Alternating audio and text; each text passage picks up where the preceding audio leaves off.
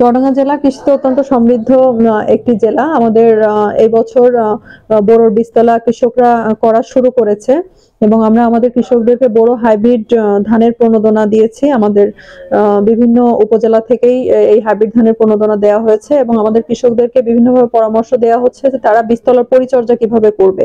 যেহেতু বোরো মৌসুম, এই সময়টাতে আসলে বীজতলার বাড়তি পরিচর্যা দরকার হয়। আমরা জানি যে এই সময়টাতে ঠান্ডা পড়ে, এজন্য অনেক কৃষকরা আসলে বীজতলার সঠিক যত্ন নিতে পারে না, যার কারণে বীজতলা হলুদ হয়ে যায়, যেটা আমাদের পরবর্তীতে ফলনের উপর প্রভাব পড়ে। এজন্য আমরা কৃষকদেরকে পরামর্শ দিচ্ছি যে তারা যখন বীজতলা করছে তারা বীজতলার নালাগুলোতে যেন পানি ভরে রাখে, কারণ বীজতলার নালাগুলোতে পানি থাকলে তাহলে চারার শিকড়গুলো ঠিক মতো লাগবে এবং পরবর্তীতে 5 থেকে 7 দিন পর্যন্ত বীজতলাতে ছিপছিপে পানি যেন রাখে, 2 থেকে 3 সেন্টিমিটার পানি রাখে, তাহলে আমাদের বীজতলা চারাগুলো ভালো থাকবে। এবং আমরা কৃষকদেরকে আরেকটা পরামর্শ দিচ্ছি, তারা যেন আদর্শ বীজতলা করে।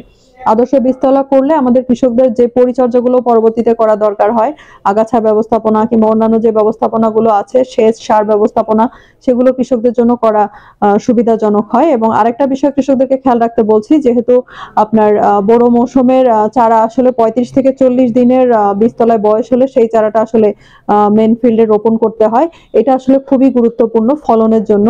তো আমরা কৃষকদেরকে পরামর্শ দিচ্ছি তারা যেন 35 থেকে 40 দিনের চারা তারা মেন ফিল্ডে রোপণ করে। এবং শীতের আমাদের চুয়াডাঙ্গায় এবছর আবহাওয়া এখনো পর্যন্ত ভালো আছে, শীত সেভাবে আসলে এখনো পড়ে নাই। তো কৃষকরা যেন এই শীতের চারা ক্ষতিগ্রস্ত না হয় এই ব্যাপারটা খেয়াল রাখে। এই জন্য আমরা কৃষকদেরকে পরামর্শ দিয়ে যাচ্ছি তারা চারা হলুদ হয়ে গেলে যেন জিপসাম এবং ইউরিয়া প্রয়োগ করে এবং বীজতলা অন্যান্য পরিচর্যাগুলো সঠিকভাবে করে সেটা আমরা।